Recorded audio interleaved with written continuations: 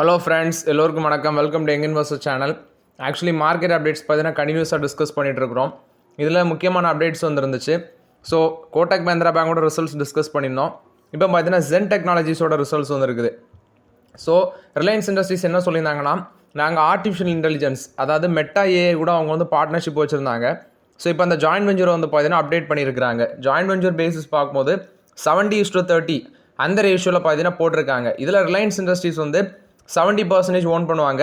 Meta AI பார்க்கும்போது 30% own பண்ணுறாங்க. So இப்போ ரிலையன்ஸும் பார்த்தீங்கன்னா ஆர்டிஃபிஷியல் இன்டெலிஜென்ஸ் பிஸ்னஸுக்குள்ளே வராங்க. இதில் இன்வெஸ்ட்மெண்ட் வந்து 855 கோடி கொலாபரேஷனில் தான் அந்த இன்வெஸ்ட்மெண்ட் வருது. ரிலையன்ஸும் ஃபேஸ்புக்கும் ஜாயின்ட் வெஞ்சர் வச்சு இந்த ஆர்டிஃபிஷியல் இன்டெலிஜென்ஸ் பிஸ்னஸுக்குள்ளே இப்போ ஸ்டார்ட் பண்ணியிருக்கிறாங்க. ஸோ இது வந்து பார்த்தீங்கன்னா ரிலையன்ஸ் இண்டஸ்ட்ரீஸுக்கு ஒரு பாசிட்டிவ் அப்டேட்டாக இருக்குது. ஸோ ரிலையன்ஸ் இண்டஸ்ட்ரீஸ் வந்து முன்னாடிலாம் பார்க்கும்போது ஆயில் இண்டஸ்ட்ரி தான் அவங்களுக்கு ஸ்டில் வந்து ஆயில் இண்டஸ்ட்ரியில் தான் அவங்களுக்கு 1.5 லட்சம் கோடி கிட்ட ரெவன்யூ அதுலேருந்தே வருது ஆயில் இண்டஸ்ட்ரி இதெல்லாம். ஆனால் இப்போது ரஷ்யாவிலேருந்து ஆயில் வாங்குறத கட் பண்ணுறாங்க. அதுக்குள்ளே அப்டேட் தான் நடந்துட்டு இருக்குது. மிடில் ஈஸ்ட்டு, யூஎஸ் அங்கேருந்து பார்த்தீங்கன்னா ஆயில் வாங்குறதுக்கான முயற்சிகளை பண்ணிட்டு இருக்காங்க ரிலையன்ஸ் இண்டஸ்ட்ரீஸ். இது போக ரீட்டெயிலில் அவங்க பொண்ணு மூலமாட்டு எக்ஸ்பேன்ஷன் ஒரு பக்கம் நடக்குது. ஜியோவும் பார்த்தீங்கன்னா அவங்களுக்கு ரெவன்யூ இன்க்ரீஸ் பண்ணுறாங்க. ஸோ ஆயில் வந்து சொதப்புறது அவங்களுக்கே தெரியுது. ஸோ அந்த பேஸில் தான் அவங்க வாட்டர் பிஸ்னஸ் கேம்பா ஷூர் அப்படிங்கிற நேமில் வாட்டர் பிஸ்னஸ் மார்க்கெட்டை டிஸ்டர்ப் பண்ணுறாங்க. கேம்போ கோலா மூலமாட்டு பார்த்தீங்கன்னா ஜூஸ் அந்த பிவரேஜஸ் செக்மெண்ட்டில் ப்ரைஸை கம்மி பண்ணி குளோபல் கம்பெனிஸ் உட்பட நம்மளோட டொமஸ்டிக் கம்பெனிஸுக்கே ஒரு டஃப்னஸ் கொடுக்குறாங்க மார்க்கெட்டில். ஸோ இது ஒரு பக்கம் ரிலையன்ஸ் பண்ணிட்டு இருக்காங்க. இப்போ ஆர்டிஃபிஷியல் இன்டெலிஜென்ஸ் பிஸ்னஸ்க்குள்ளேயும் வந்திருக்காங்க. இது ரிலையன்ஸ் இண்டஸ்ட்ரீஸுக்கு ஒரு பாசிட்டிவ் அப்டேட்டாக இருக்குது. கோட்டக் மஹிந்திரா பேங்கோட ரிசல்ட்ஸ் வந்துருந்துச்சு. இப்போ கோட்டக் மஹிந்திரா பேங்க் என்ன சொல்லியிருக்காங்கன்னா, சிஎஸ் ராஜனை வந்து பார்ட் டைம் சேர்மனாட்டு கோட்டக் மஹிந்திரா பேங்குக்கு 2027 வரைக்கும் அப்பாயின்மெண்ட் பண்ணுறதுக்கு அந்த ரீஅப்பாயின்மெண்ட்டுக்கு ஆர்பிஐ பார்த்தீங்கன்னா அப்ரூவல் கொடுத்துருக்காங்க. ஸோ இது வந்து கோட்டக் மஹிந்திரா பேங்கை பொறுத்த வரைக்கும் அப்டேட்டு. ஆக்சுவலி இப்போ அவர் வந்து பார்ட் டைம் சேர்மனாக இருக்கிறாரு. பட் அவரோட அந்த டேர்மை வந்து ரீஅப்பாயின்மெண்ட் பண்ணுறாங்க.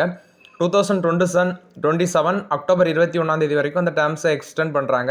அதுக்கு ஆர்பிஐ பார்த்தீங்கன்னா அப்ரூவல் கொடுத்துருக்காங்க. இது வந்து கோட்டக் மஹிந்திரா பேங்க் கொடுத்த அப்டேட்டு. கோட்டக் மஹிந்திரா பேங்க்கில் இன்னொரு அப்டேட்டு. ஸோ அவங்களோட ரிசல்ட்ஸ் பார்த்தோம், அது வந்து மாட்ரேட்டாக இருந்துச்சு. இப்போ அவங்க என்ன சொல்கிறாங்கன்னா, ரிசல்ட்ஸில் எதில் ஸ்ட்ரெஸ் இருக்குன்னா, குறிப்பாட்டு இந்த ரீட்டைல் கமர்ஷியல் வெஹிக்கிள்ஸுக்கு லெண்டிங் பண்ணுவாங்க அந்த செக்மெண்ட் தான் ஸ்ட்ரெஸ்ஸாக இருக்குது அப்படின்னு சொல்லி மென்ஷன் பண்ணியிருக்காங்க. ஏன்னா குவார்டர் பேசிஸில் இந்த ரீட்டைல் கமர்ஷியல் வெஹிக்கிள்ஸ் நெக்ஸ்ட் வந்து அந்த கமர்ஷியல் எக்யூப்மெண்ட்ஸ் அது ரிலேட்டட் லெண்டிங் வந்து குவார்டர் பேஸில் 2% தான் க்ரோத் காமிச்சிருக்கு. இயரான பேஸில் 12% வளர்ந்துருக்குன்னு சொல்லியிருக்கிறாங்க. ஸோ இந்த செக்மெண்ட் வந்து கொஞ்சம் ஸ்ட்ரெஸ் செக்மெண்ட்டாக இருக்குன்னு சொல்லியிருக்கிறாங்க, retail commercial vehicle lending segment. இது வந்து கோட்டக் மஹிந்திரா பேங்கில் வந்து அப்டேட்டு.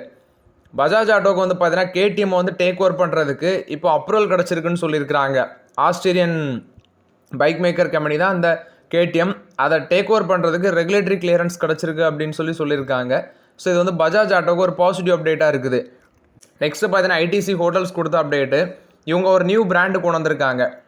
எபிக் கலெக்ஷன் அப்படிங்கிற நேமில் ஒரு நியூ பிராண்ட் கொண்டு வந்திருக்காங்க. இது மூலம் மட்டும் ப்ரீமியம் செக்மெண்ட்டில் வந்து பார்த்தீங்கன்னா ஒரு ஹோட்டல் செக்மெண்ட்டை கொண்டு வரதுக்கு இப்போ ஃபஸ்ட்டு இந்த பிராண்டில் ஒடிசாவில் பூரி அப்படிங்கிற இடத்துல 118 கீ ப்ராப்பர்ட்டி வந்து ஆப்ரேட் பண்ண போகிறாங்க. இது வந்து அந்த குரூப் தான் ஓன் பண்ணுவாங்க. அடுத்தது ஆந்திர பிரதேசில் நெக்ஸ்ட் 2 இயர்ஸில் திருப்பதியில் ஒரு 201 கீ மேனேஜ் உள்ள ப்ராப்பர்ட்டியாட்டு அதை கொண்டு வர இருக்கிறாங்க. ஸோ ஒரு லாங் டேர்மில் வந்து பார்த்தீங்கன்னா ஒரு மீடியம் டேர்ம்ஸுக்குள்ளே 1000 கீ கொண்ட பிராண்டாட்டு இந்த எபிக் கலெக்ஷனை வந்து கொண்டு வருவாங்க அப்படின்னு சொல்லியிருக்கிறாங்க. So ITC hotels Epic collection அப்படிங்கிற ஒரு நியூ பிராண்டை கொண்டு வந்து ப்ரீமியம் செக்மெண்ட்டில் இதில் ஃபஸ்ட்டு ஒடிசாவில் ஒரு 118 கீ உள்ள ப்ராப்பர்ட்டி, ஆந்திர பிரதேசில் 201 கீ உள்ள ப்ராப்பர்ட்டி, அடுத்தது 1000 கீ உள்ள பிராண்டாட்டு இதை கொண்டு வருவாங்கன்னு சொல்லியிருக்கிறாங்க. இது வந்து ஐடிசி ஹோட்டல்ஸ் கொடுத்த update. Results ITC hotels discuss பண்ணியிருந்தோம். ஒரு நல்ல ரிசல்ட்ஸு, ப்ராஃபிட் மட்டுமே 70% கிட்ட இன்க்ரீஸ் ஆயிருந்துச்சு. ஆனால் இப்போ ஆப்பர்ச்சுனிட்டியில் ரொம்ப வேல்யூஷன் ஜாஸ்தியாக இருக்குது. நெக்ஸ்ட் பார்த்தீங்கன்னா உத்கர் ஸ்மால் ஃபினான்ஸ் பேங்க்கில் வந்து அப்டேட்டு. லாஸ்ட் மார்க்கெட்டில் ஒரு 17%, 20% கிட்ட மேலே போயிருக்கு, 17% கிட்ட பாசிட்டிவில் க்ளோஸ் ஆயிருக்கு. இவங்க வந்து 5.7 crore ஷேர் வந்து மதுசூதன் கேலா ஃபண்ட் ஹவுஸுக்கு அலாட்மெண்ட் பண்ணியிருக்காங்க. இவங்க ரைட்ஸ் இஷ்யூ பண்ணியிருந்தாங்க. அந்த ரைட்ஸ் இஷ்யூ பார்த்தீங்கன்னா 67.79 crores வந்து ஷேர் வந்து அலாட்மெண்ட் பண்ணுறாங்க. அதோட வேல்யூ 949 கோடி, 14 ரூபா per ஷேர் வச்சு ஃபிக்ஸ் பண்ணியிருந்தாங்க ரைட்ஸ் இஷ்யூ. ஸோ இதில் இவங்க தான் டாப் பிக்கப்பு. குறிப்பாட்டு இந்த மதுசூதன் கேலா ஃபண்ட் ஹவுஸ் தான் அதிகப்படியாட்டு ஸ்டாக் வந்து பார்த்தீங்கன்னா அலாட்மெண்ட் பண்ணியிருக்கிறாங்க உத்கர் ஸ்மால் ஃபினான்ஸ் பேங்க். இது போக டாப் இன்வெஸ்டர்ஸ்னு பார்க்கும்போது India capital fund limited Mauritius 4.4 crore share, Kotak Mahindra life insurance company 4.21 crore share, next ICICI Prudential life insurance company 3.57 crore share, FLC Invesco LLC 2.86 crore share, singularity large value fund 2.86 crore share. Massachusetts institute of technology 2.79 crore share. இந்த ரேஞ்சுக்கு பார்த்தீங்கன்னா investment பண்ணியிருக்கிறாங்க. So இதில் right issue ஷேரோட price 14 ரூபா. என்னைக்கு close ஆகுதுன்னா November 3ஆம் தேதி க்ளோஸ் ஆகுது. இது வந்து உத்கர் ஸ்மால் ஃபினான்ஸ் பேங்க் கொடுத்த அப்டேட்டு. நெக்ஸ்ட்டு பார்த்தீங்கன்னா அக்டோபர் மந்தில் சில ஃபண்ட்ஸ் குறிப்பாட்டு சில செக்டாரில் வந்து பார்த்தீங்கன்னா அதிக அளவில் ஃபண்ட்ஸ் இன்ஃப்ளோ ஆயிருக்கு. பட் சில செக்டாரில் வந்து அவுட்ஃப்ளோ நடந்திருக்கு. இப்போ அக்டோபர் 1லேருந்து 15ஆம் தேதி வரைக்கும் ஃபினான்ஷியல் சர்வீஸில் 8276 கோடிக்கு ஃபண்ட் வந்து பார்த்தீங்கன்னா இன்ஃப்ளோ ஆயிருக்கு, net inflow.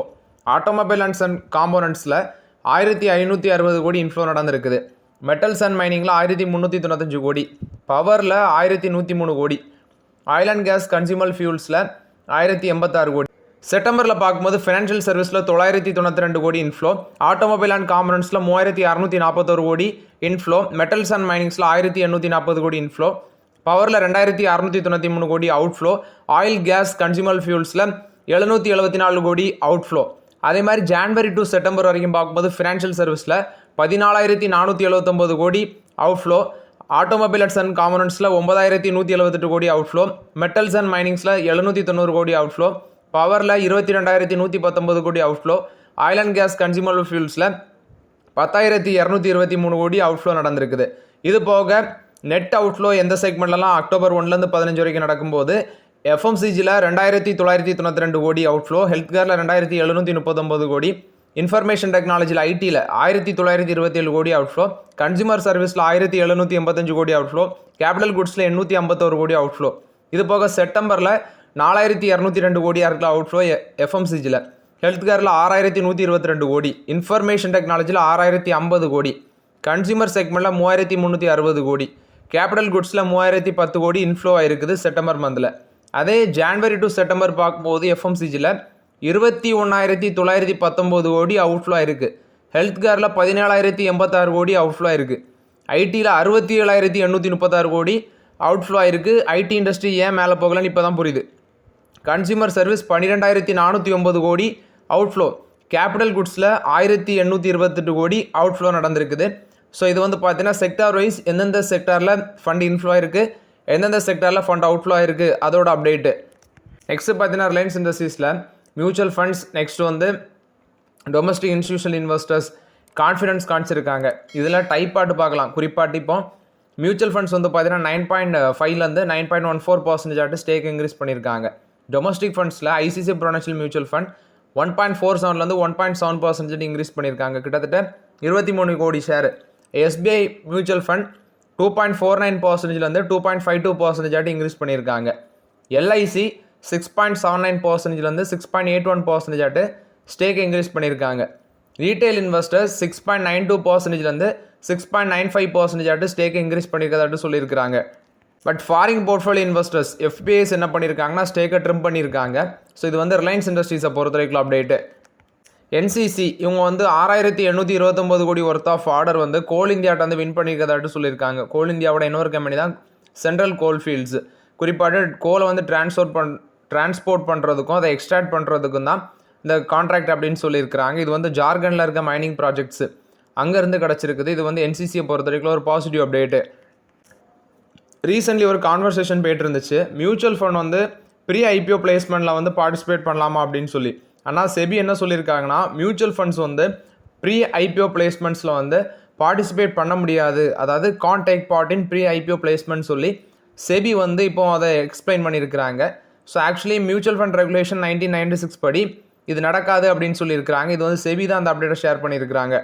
Next doctor Reddy லெபார்ட்டரிஸில் வந்து அப்டேட்டு. இவங்களுக்கு இந்த ஜெனரிக் செமாக்யூல்டைடை வந்து பார்த்தீங்கன்னா மேக் பண்ணுறதுக்கு அது weight loss drug, one of the popular weight loss drug, அதை லான்ச் பண்ணுறதுக்கு ஃபஸ்ட்டு மேக் பண்ணணும். அதுக்கு இப்போ நாடு வந்து அப்ரூவல் கொடுத்துருக்காங்க. ஸோ ரெகுலேட்டரி அப்ரூவல் கிடச்சிருக்குன்னு சொல்லியிருக்காங்க. எக்ஸ்பர்ட் கமிட்டிக்கு அனுப்பியிருக்காங்க ப்ரொபோசல், அதை அப்ரூவ் பண்ணியிருக்காங்க. ஸோ இனி வந்து அதை விரைவில் லான்ச் பண்ணுற ஐடியாவில் வந்துட்டாங்க டாக்டர் ரெட்டி லெபார்ட்டரிஸ். ஏன்னா நோவா நார்டிஸ்கோட அந்த பேட்டன்ட் வந்து பார்த்தீங்கன்னா நெக்ஸ்ட் இயர் வந்து எக்ஸ்பைரி ஆகுது. அதுக்குள்ளே இதை லான்ச் பண்ணுறதுக்கு ரெட்டிஸ் வந்து பார்த்தீங்கன்னா காம்படிட்டிவாட்டு லான்ச் பண்ணுறதுக்கு ரெட்டிஸ் வந்து தயாராகிட்டு வராங்க. ஏன்னா ஒபிசிட்டி அண்ட் டயபெட்டிஸ் மேனேஜ்மெண்ட்டில் இது one of the important drug. So அதை பிடிக்கிறதுக்கு பார்த்தீங்கன்னா ரெட்டிஸ் தயாராகிட்டு வராங்க. இது வந்து டாக்டர் ரெட்டி லெபார்ட்டரிஸ் கொடுத்த அப்டேட்டு. நெக்ஸ்ட் என்டிபிசி கொடுத்த அப்டேட்டு. என்டிபிசி பார்த்தீங்கன்னா இன்ஜினியர்ஸ் இந்தியா கூட ஒரு பார்ட்னர்ஷிப்பில் வராங்க. இந்த பார்ட்னர்ஷிப் மூலமாட்டு coal to synthetic natural gas இதை வந்து டெவலப் பண்ணலாம். இந்த ஃபெசிலிட்டி மூலமாட்டு ஹை ஆஷ் கோலை வந்து யூஸ் பண்ணி சிந்தட்டிக் நேச்சுரல் கேஸை ப்ரொடியூஸ் பண்ணலாம் அப்படின்னு சொல்லியிருக்கிறாங்க. இது வந்து பார்த்தீங்கன்னா NTPC கொடுத்த ஒரு பாசிட்டிவ் அப்டேட்டு. NTPCயோட கெப்பாசிட்டியும் எக்ஸ்பென்ஷன் பண்ணியிருக்காங்க. பட்ரா 2 ப்ராஜெக்ட் யூனிட் 1ல் 800 மெகாவாட் ஆட்டு சக்ஸஸ்ஃபுல்லாகிட்டு அந்த ட்ரையல் ஆப்ரேஷனை கம்ப்ளீட் பண்ணியிருக்காங்க. இப்போ இன்ஸ்டால் கெப்பாசிட்டி 84,849 மெகாவாட்டாக இருக்குது. ஸோ இது வந்து பார்த்தீங்கன்னா NTPC கொடுத்த ஓவரால் பாசிட்டிவ் அப்டேட்டு. ஜென் டெக்னாலஜிஸோட ரிசல்ட்ஸ் வந்திருக்கு. ப்ராஃபிட் வந்து இந்த குவார்ட்டரில் 2% விழுந்திருக்கு, 62 கோடியாக இருக்குது. ரெவன்யூ 28% விழுந்திருக்குன்னு சொல்லியிருக்காங்க. இந்த குவார்ட்டரில் 173 கோடியாக இருக்குது. எக்ஸ்பென்சஸ் 116 கோடி ஸ்பெண்ட் பண்ணியிருக்காங்க. பட் இது இயரான பேஸில் விழுந்திருக்கு. ஃபர்ஸ்ட் ஆஃப் ஃபினான்ஷியல் இயரில் ரெவன்யூ ஃப்ரம் ஆப்ரேஷன் 30% விழுந்திருக்குதுன்னு சொல்லியிருக்காங்க. 332 கோடியாக இருக்குது. நெட் ப்ராஃபிட் வந்து 20% விழுந்திருக்கு ஃபர்ஸ்ட் ஆஃப் ஃபினான்ஷியல் இயரில். ஸோ ஓவரால் இது வந்து ஜென் டெக்னாலஜிஸ் கொடுத்த ரிசல்ட்ஸ். ஆக்சுவலி ரிசல்ட்ஸ் வந்து பார்த்தீங்கன்னா மொக்கையாட்டு தான் பண்ணியிருக்காங்க. ஸோ ஓகே ஃப்ரெண்ட்ஸ், ஆக்சுவலி இந்த வீடியோவில் சில இம்பார்ட்டன்ட் அப்டேட்ஸ் எல்லாமே டிஸ்கஸ் பண்ணோம். அந்த வீடியோ உங்களுக்கு பயனுள்ளதாக இருந்துச்சுன்னா லைக் பண்ணுங்கள், சப்ஸ்கிரைப் பண்ணுங்கள், கமெண்ட் பண்ணுங்கள். Okay friends, thank you.